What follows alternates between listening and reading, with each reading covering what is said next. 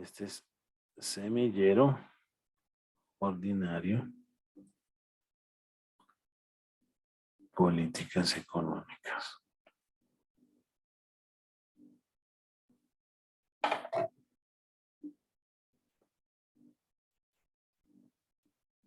Artículo, ¿cómo lo publico?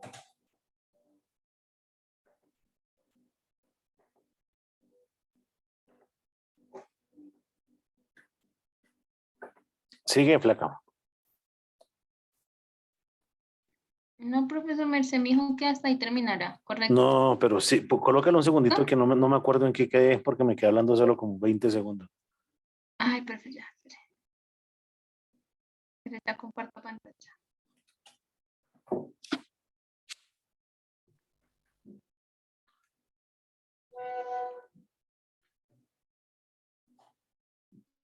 Es que no sé qué dije, sé que le dije que hasta ahí, pero no sé qué estaba hablando.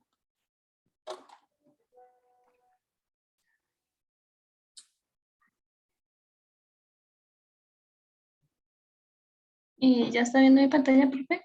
Está cargando. Se quedó en blanco, mejor dicho.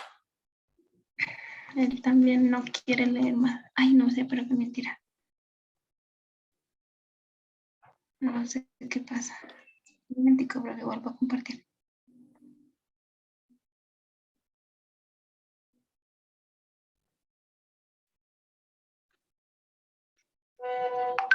¿Listo, profe? No, señora. ¿No? Bueno, no aparece. Pero bueno, bien. Bueno, ya está cargando, mentira, ya está cargando. Y se puso en blanco. Bueno, déjalo así un segundo. Entonces, hasta ahí está donde dejamos. Creo que no hay muchas modificaciones, ¿o sí? Pégale una revisadita a eso. Ahí está cargando. Ya ahora sí. Quienes interpusieron varias demandas de inconstitucionalidad por violación. Ok, ¿listo? Ese párrafo, ¿y por qué lo paro ahí? Porque es importante definir. ¿Tú estás de acuerdo con los impuestos? ¿Hasta qué párrafo, profe? No, ahí está bien. Solo te hago una pregunta. Entendiendo ese párrafo, y por eso paro ahí, no por el tema de cansancio, porque podemos continuar, pero Esmeralda y Estefanía nos van a pegar.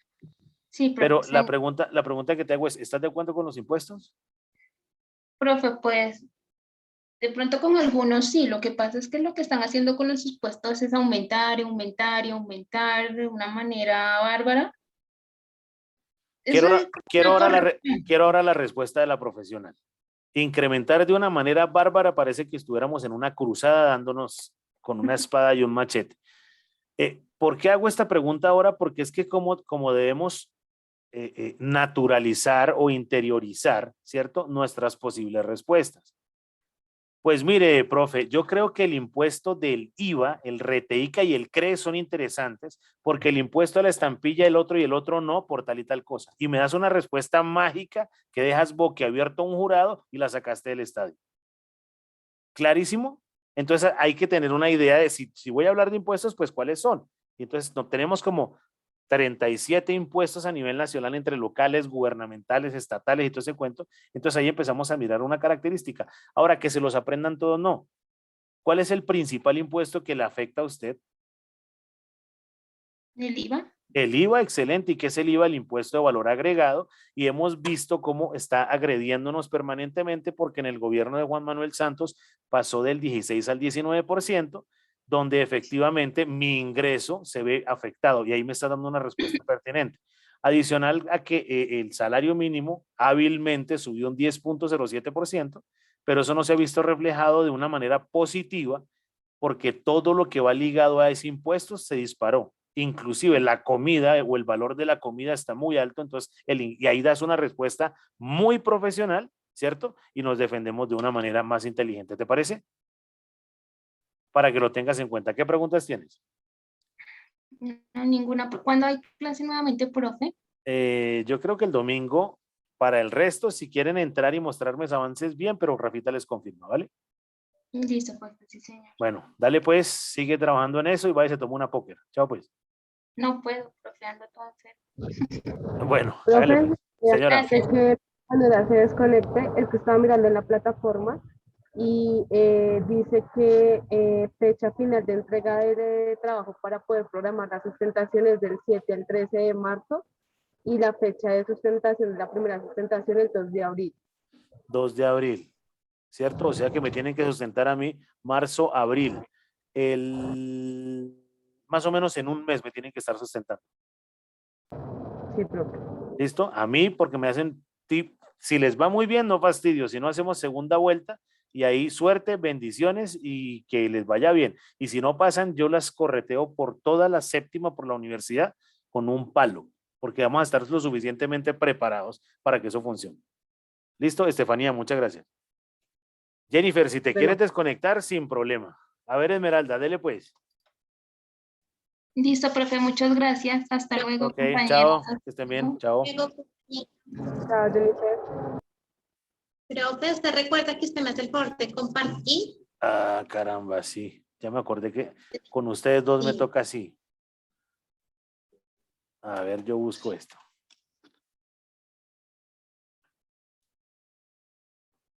Pero no tengo nada, Esmeralda.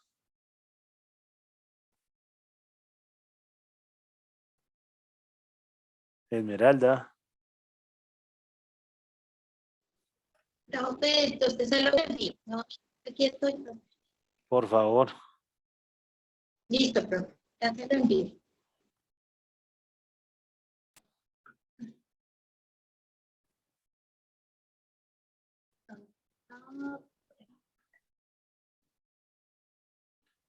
¿A qué correo me lo estás enviando? Se lo estoy enviando al WhatsApp, profe. Excelente, sí. Espere, profe, que estos aparatos son más lentos hoy en día.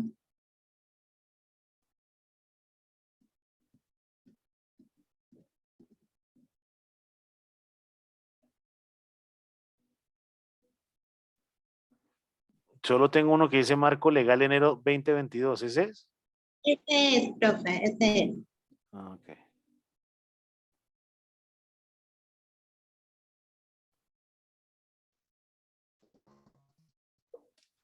A ver, entonces.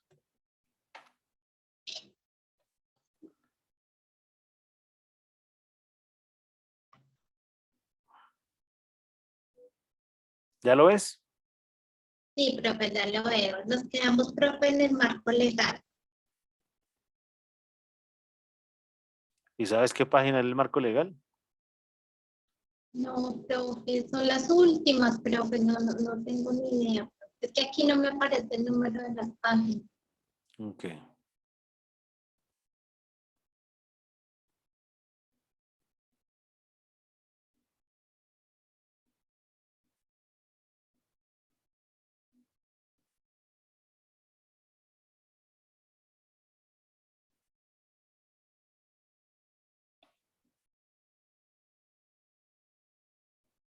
Me va a dar mareo. No, pero no me diga eso. Creo que es la página 60, profe, creo. Ah, ya no es en la 80. Ay, profe, que no me acuerdo. Ah, profe, lo último, sí. Marco teórico. ¿Marco El teórico? marco legal, profe, legal, marco legal. ¿Esto amarillo ya se corrigió? Sí, profe, todo eso ya está, profe, ya. Bueno, pues entonces bórrele todo eso. Sí, profe, es que, profe, aquí me parece más atrasado cuando el comercial va a bajar. Ok.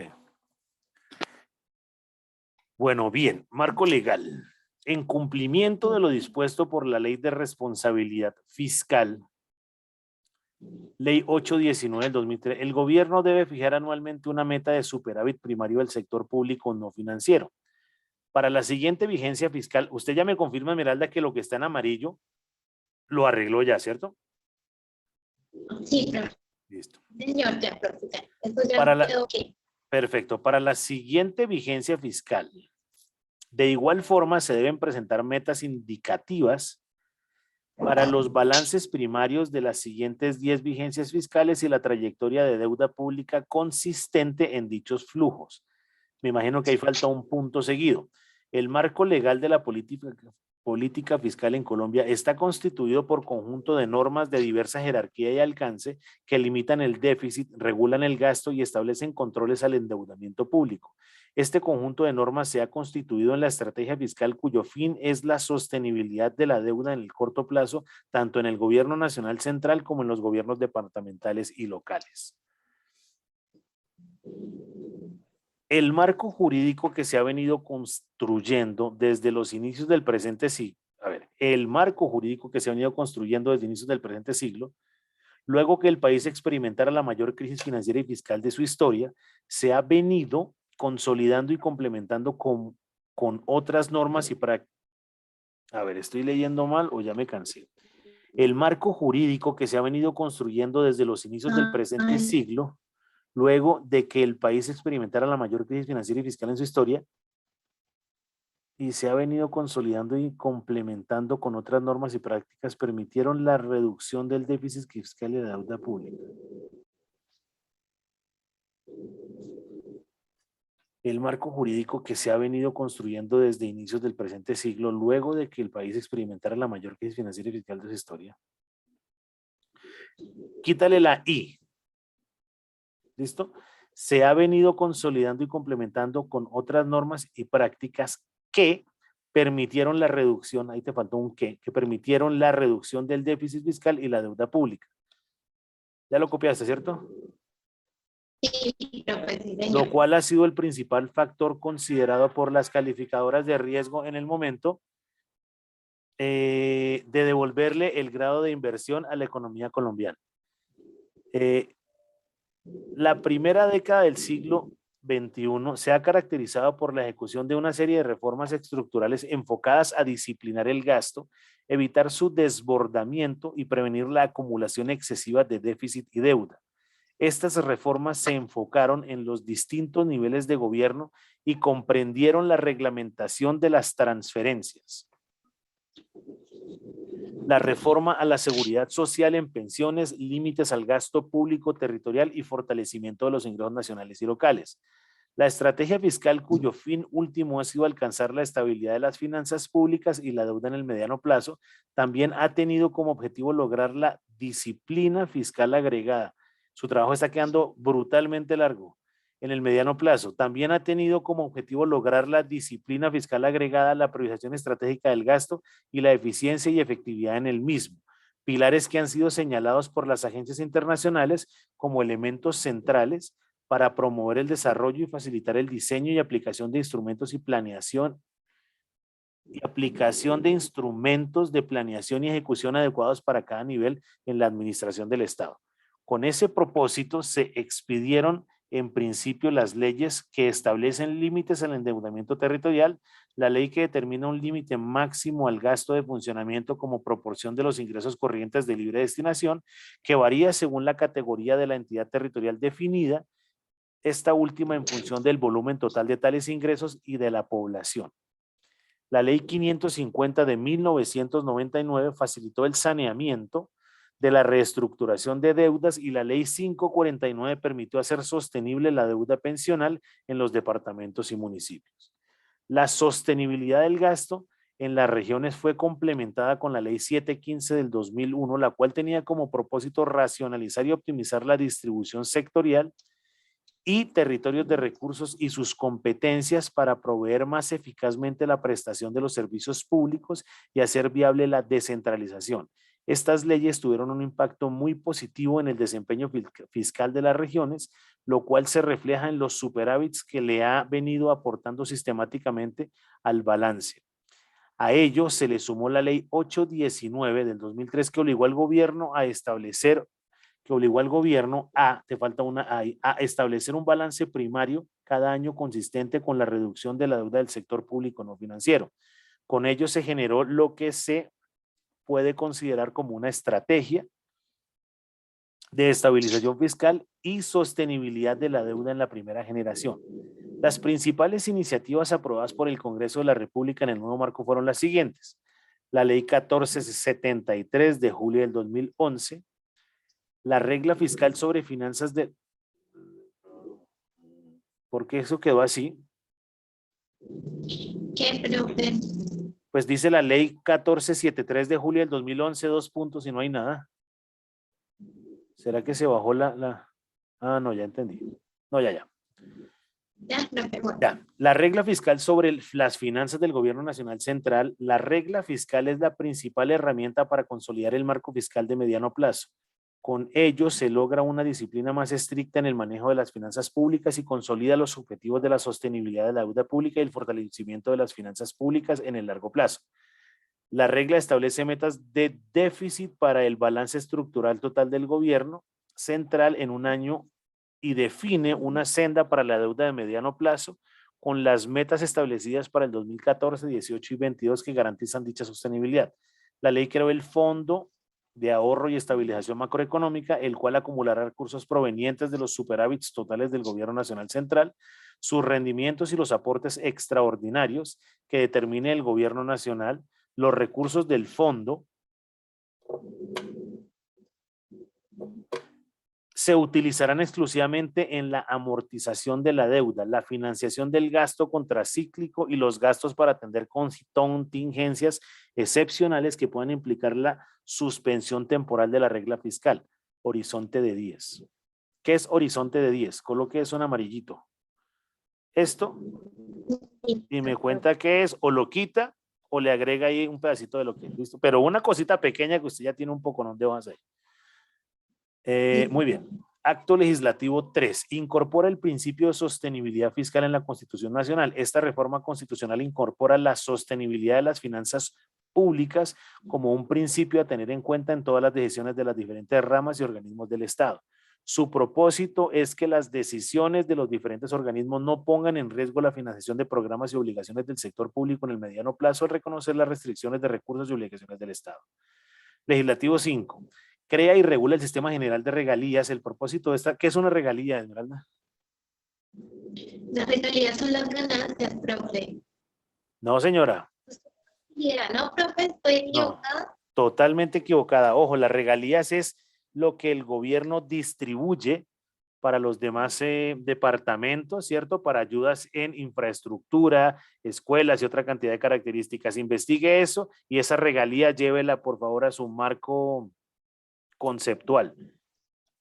Listo. Crea y regula el sistema general de regalías. El propósito de esta reforma constitucional es el de mejorar redistribución de los ingresos generados por la explotación de recursos naturales no renovables en Colombia. Ahí lo está diciendo. Generar mecanismos de ahorro de dichos recursos, garantizar el manejo más eficiente y fortalecer la competitividad regional. Ahí está la respuesta.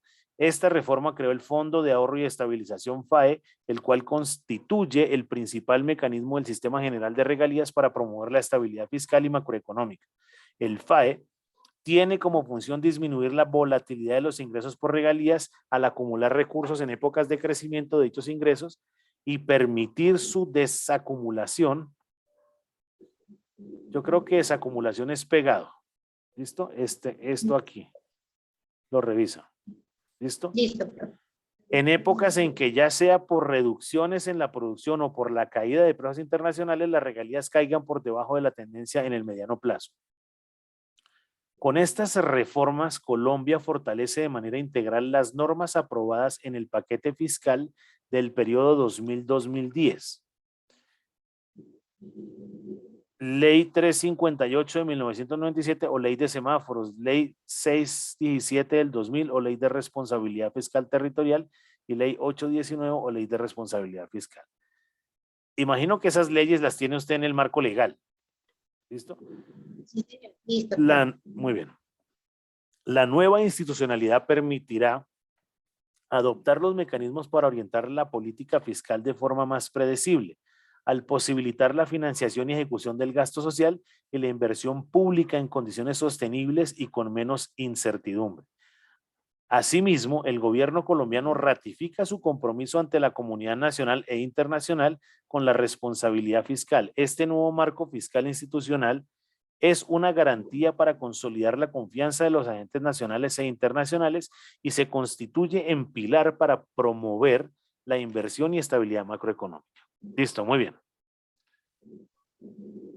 Marco, ¿cuántos llevas de marco histórico? Ah, no llevas mucho. Vamos a leerlo aquí. En las primeras etapas de la República, la economía colombiana se caracterizaba por una economía agraria muy tradicional y con una escasa conexión entre las muy diversas regiones del país. Dos características que se mantuvieron por mucho tiempo. Como en la colonia, el principal producto de exportación era el oro, aunque con un gradual aumento de la producción en Antioquia, y un retroceso del Pacífico colombiano. Notemos que tú colocas Antioquia con la mayúscula Pacífico, pero colombiano no, entonces colócale mayúscula la C de Colombia. ¿Listo? Listo. El crecimiento económico durante la primera década del siglo XIX fue, sin embargo, muy lento. Los grandes cambios vinieron a mediados del siglo XIX con el desarrollo de nuevos productos de exportación, entre ellos el tabaco, la quina, el café, que es la quina. Yo creo que es la quinoa. Yo creo, profe, que es quinoa. Sí, de hecho yo la probé hoy en una ensalada, pero revise eso que yo creo que es la Sí, quinoa, señor, pero sí. no sé si la quina será alguna vaina y no sé. ¿Listo? Este pedacito. Y la Profe, minería, listo. el café y una minería de oro y plata más moderna. Sin embargo, el despegue exportador solo vino con el café y las primeras 3 décadas del siglo XX, con el auge de la zona cafetera central. El lento crecimiento económico que caracterizó la segunda mitad del siglo XIX fue reemplazado por una expansión rápida e importante de inversiones en la estructura del país. La crisis mundial de los años 30 del siglo XX frenó las oportunidades de explotación y puso a la industria manufacturera y a los servicios modernos orientados hacia el mercado interno en el centro de desarrollo. Las iniciativas industriales se remontaban a experimentos pioneros a fines del siglo XIX y comienzos del XX. La industria y los servicios modernos fueron el eje de un proceso de crecimiento económico rápido que se prolongó hasta los años 70. Estuvo acompañado por un esfuerzo relativamente exitoso para diversificar la base exportadora desde la crisis cafetera de mediados de los años 50. Colombia se salvó en parte de la crisis latinoamericana de la deuda. Colombia se salvó en parte de la crisis latinoamericana de la deuda de los años 80. Pero a partir de entonces entró en un proceso de menor expansión económica. La expectativa de que la apertura económica de comienzos de los 90 acelerara el crecimiento no se realizó. Alcanzó un 3.5 anual en los años 90 a 2018 versus el 5.1 entre el 50 y el 80. La causa básica de la desaceleración ha sido una fuerte y prolongada desindustrialización y dificultades del sector agropecuario para adecuarse a una economía abierta. Venga, la ataco de una vez, Esmeralda. ¿Por qué cree usted que el sector agropecuario no se ha acostumbrado a una economía abierta o una globalización?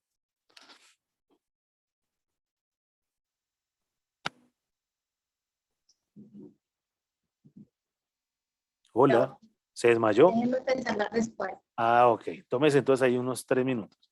¿Por qué cree entonces que el sector agropecuario no se ve así como poderoso frente a la globalización? Pues, profe, la verdad, yo pienso, profe, que por, no sé, o sea, que no lo pagan muy bien, pero Perfecto. No arranque diciendo no sé, no hablemos del no pago, sino efectivamente falta tecnología. no le dan el valor, profe, es que no, esta vaina está dañada, profe, pero yo pienso, profe, es que no le dan el valor, o sea, el valor que se merece, profe. Esmeralda, como ese contra la ventana otra vez que se escucha horrible. Ese es mi punto de vista. Sí, profe. La señal aquí es pésimo porque no estoy en mi casa. Ahí se escuchó Ahí mejor. me escucha mejor, Ahí se profe. escucha mejor, sí, ahí se escucha mejor. Ahí me escucha, Sí, señora. sí. Tengo problemas con la... Profe, ¿me repite la pregunta? Piénsala y me la cuentas en la siguiente clase. ¿Por qué el sector agropecuario no se ha acomodado a la Profe, ¿me apertura escucha? económica? Ahí la escucho bastante mal, pero piénselo y en la siguiente clase con mejor internet, no sé si sea el domingo, me da la respuesta. ¿Listo? Apúntela y me va dando una idea y así asustamos al resto de estudiantes. ¿Listo? Listo. La causa Sí, señor. básica de la desaceleración ha sido una fuerte y prolongada desindustrialización y dificultades del sector agropecuario para adecuarse a una economía más abierta. El siglo XX colombiano fue un periodo de profundas transformaciones que se dieron en contextos contradictorios de guerra y paz, el autoritarismo y la democracia y de proteccionismo y, espere que hay muchas y ahí. A ver, fue un periodo de profundas transformaciones que se dieron en contextos contradictorios, guerra y paz, autoritarismo y democracia.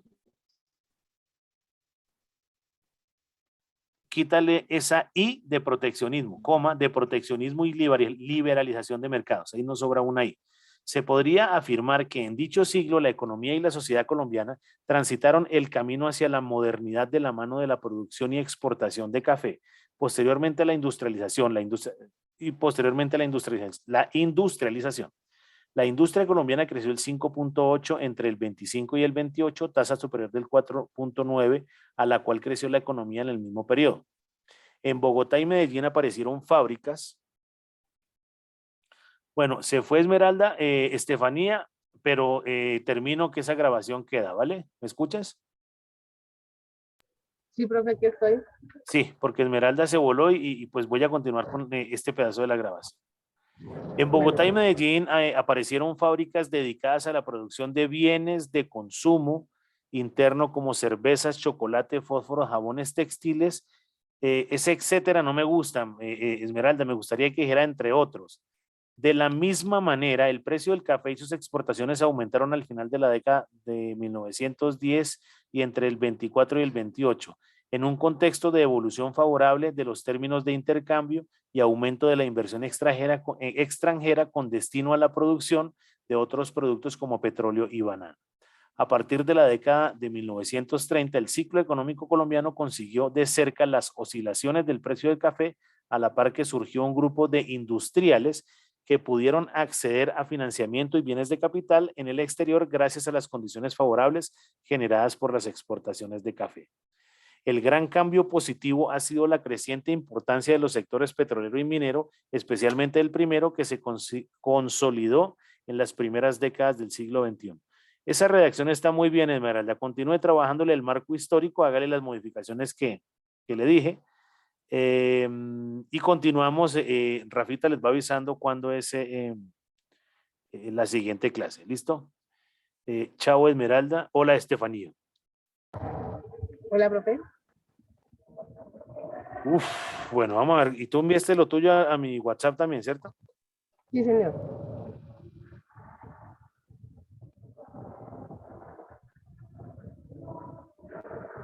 A ver, ¿dónde está esto?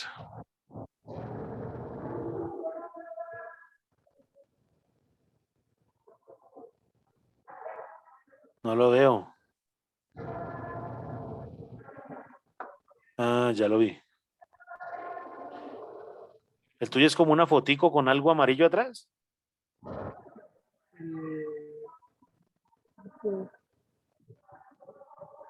Sí, sí, profe. Ok.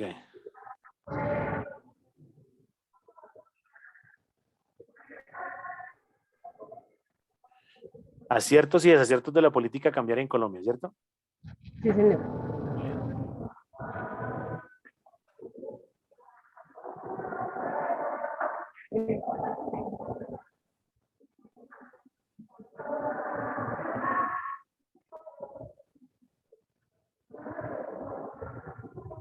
¿Ese? Sí, profe. ¿Dónde vamos? En la página 63 donde inicia el marco teórico.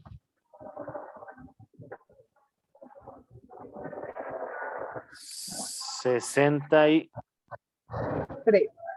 3. ¿Eso no lo hemos leído? No. No, Con señor. usted no nos vemos hace como 2 años, ya me acordé. Usted se fue para piscina y se fue a beber, ya me acordé, listo. Como lo recuerda, espere, ¿cómo es que es la vaina? Este es ¿tu título es cuál? Aciertos y desaciertos de la política cambiaria en Colombia. Política cambiaria, listo.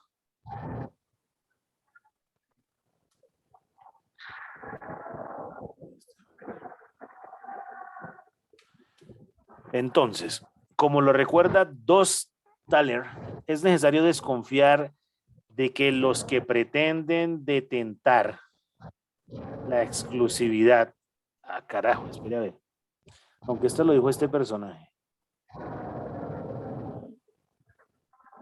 es necesario desconfiar de que los que pretendan detentar la exclusividad y, por supuesto, la tenencia de la verdad sobre teorías, paradigmas, sistemas, sean cuales fueren, es necesario desconfiar sobre todo de los que pretenden poseer el verdadero sentido derivado de la hipótesis única que Marx o Keynes existen tal vez, derivada de la hipótesis única de Marx o Keynes, existen tal vez, perdóname un segundo, Estefanía, dame un segundito.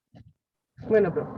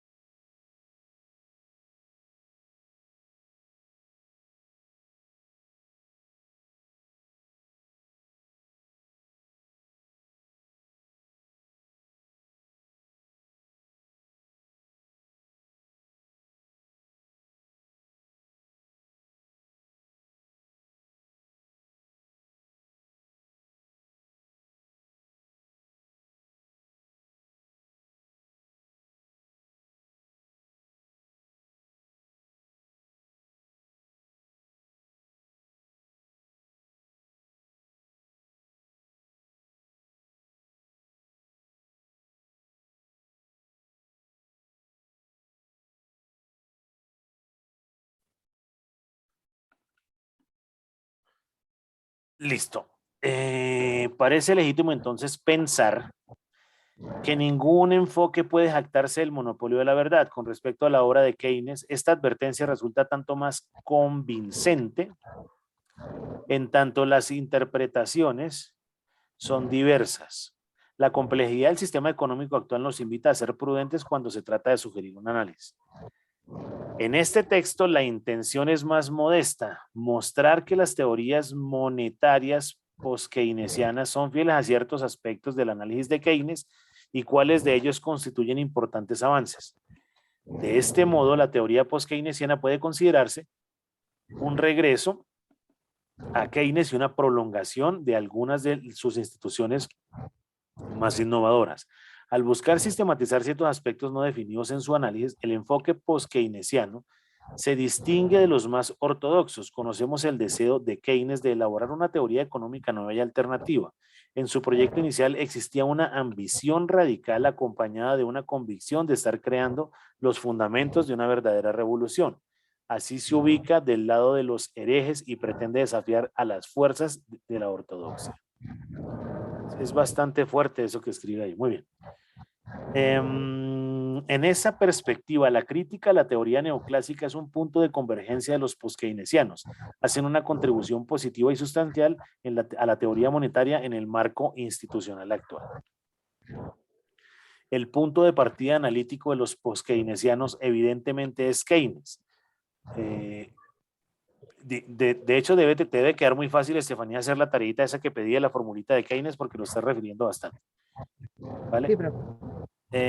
Por ello, previamente a la construcción de un análisis coherente y compatible con las instituciones actuales, es necesario identificar los límites de su análisis elaborado hace 70 años.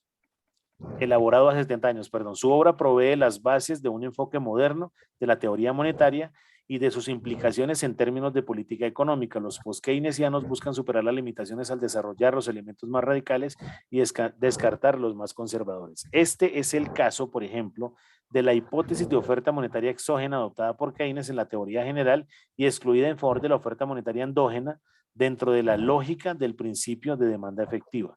¿Listo? Entonces, exógena y endógena los debes tener claros o si no los llevas a tu marco conceptual. ¿Listo? Sí, señor. Es algo como dentro del AFO del análisis interno y externo, ¿sí? O análisis de entorno. Al respecto, la teoría general no es el único material a disposición de los post-keynesianos. De hecho, esta no es la última palabra teórica de Keynes en materia monetaria. A los ojos de aquellos aparece como el esqueleto de un proyecto más ambicioso. El corpus común de su análisis es más amplio. Sobre todo se encuentra constituido de esbozos de la teoría general y de artículos inmediatamente posteriores a su publicación, así como de algunos elementos innovadores contenidos en el Tratado de la Moneda. Los trabajos de Kalecki y Zafra son también fuentes de inspiración fecunda. No obstante, es necesario destacar que los post-keynesianos no son los precursores en lo que respecta al rechazo del enfoque cuantitativista, el análisis del papel de los bancos y de la oferta monetaria endógena. Los tenedores del banking principal enunciaban las ideas análogas del principio, análogas desde el siglo XIX. Por medio de su teoría general, Keynes, la fórmula es de esa teoría general, Estefanía, ¿listo? La que estoy solicitando. Quería establecer un análisis de las economías monetarias de producción en las cuales los empresarios expresaban una demanda de créditos a los bancos con fines productivos. Los factores de la producción son remunerados directamente mediante la moneda y la producción debe obtener beneficios monetarios. El énfasis puesto en la moneda como componente esencial del sistema económico distingue claramente su enfoque del modelo neoclásico. No integrarla al análisis de la determinación del empleo y el nivel de producción no puede más que generar consecuencias engañosas y nefastas. Desde esta perspectiva, uno de los principios centrales de las teorías cambiarias post-keynesianas es considerar a la moneda como un flujo endógeno necesario para la puesta en marcha de la producción. Un análisis en términos de composición de cartera no puede constituir un buen punto de partida. En efecto, de antemano, poner el acento en la preferencia para la liquidez implica ver la moneda como un stock que asignar de la mejor manera posible. Entonces, eso es claro, Estefanía. Hay una característica importante. Si yo tengo mucha cartera, me va a ver agredido la utilidad de la empresa. Eso es lo que nos está hablando Keynes ahí para que lo tengan muy claro y lo interiorices en la cabeza. ¿Listo? Si esta es si esta es una variable exógena y los bancos son considerados esencialmente intermediarios financieros, se torna delicado explicar la particularidad de la moneda y específicamente en qué se distingue esta de las finanzas. Sin embargo, como lo plantean estos dos autores, se trata de una pieza necesaria para toda la teoría cambiaria. La preferencia por la liquidez se encuentra integrada entonces. El análisis, cuando nos interesamos en las razones por las cuales los agentes tienen una cartera y en qué manera la constituyen. Hombre, el vecino tiene un perrito ahí que me tiene loco. Para los post-keynesianos, la perspectiva trazada por los enfoques de composición de cartera no es satisfactoria, dado que, como lo indican Kaldor y Trevick, si la distinción entre la moneda y otros activos financieros recae en el grado de liquidez, es imposible dar una respuesta, es imposible dar una definición de moneda carente de ambigüedad. No existe una distinción clara entre moneda y no moneda, ni principio claro que sirva de guía para hallar la definición ideal de moneda. La teoría general de Keynes rechaza separar la teoría monetaria del resto del análisis. Desde una visión, los enfoques dicotómicos son necesariamente piezas falsas, dado que no es posible aprender los fenómenos económicos fundamentales en términos reales, independientemente de los monetarios. Dicho de otra manera, es ilusorio intentar analizar el funcionamiento efectivo de nuestras economías sin recurrir desde el inicio a la moneda. La comprensión de los mecanismos económicos. ¿Qué es una moneda, Estefanía?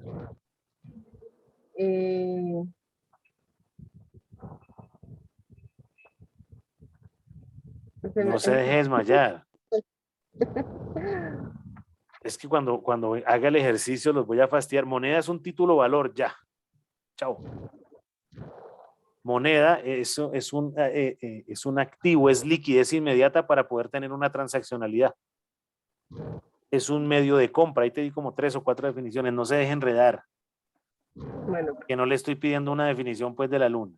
La comprensión de los mecanismos económicos esenciales requiere de esta desde el punto de partida de su análisis. No se le debe introducir